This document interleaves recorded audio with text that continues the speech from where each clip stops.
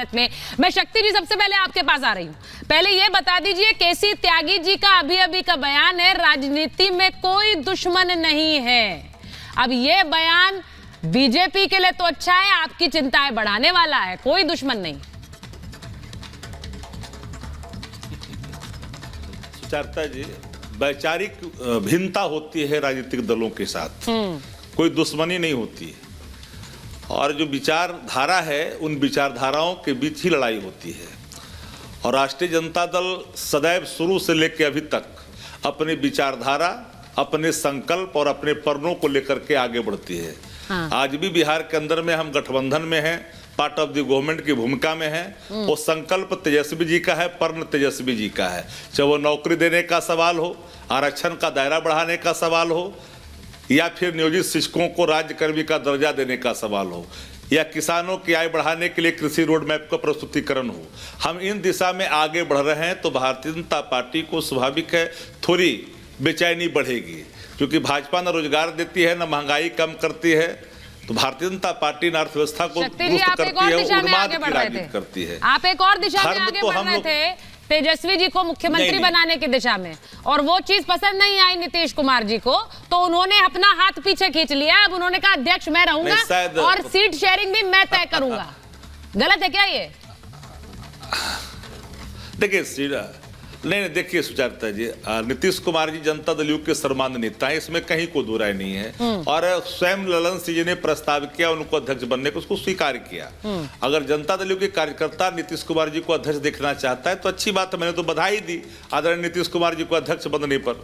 लेकिन सवाल इंडिया गठबंधन के जितने घटक दल है, बिहार से लेकर करके आपको खास करके हमारा बगल में झारखंड है, हम लोग सब चीजों को मूर्त रूप देंगे।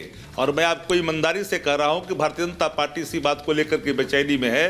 बिहार में कुछ हासिल नहीं होना है, झारखंड में तो हम तो यहाँ कर लेंगे।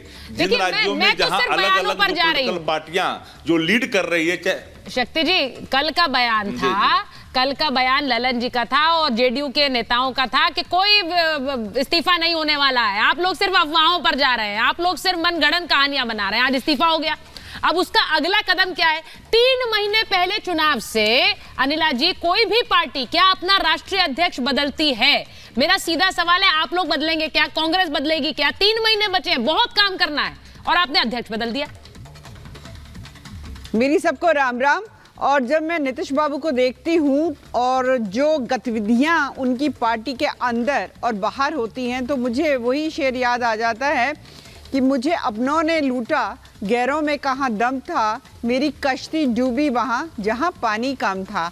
तो अब आप देखिए ना, जिनके सहारे ये अपनी पार्टी को चलाना चाहते हैं, वही शायद इनका सहारा हटा लेना चाह रहे हैं। तो बहुत कुछ, जब से ये एनडीए के बाहर गए, आप देखिए कितने हैरान परेशान रहते हैं।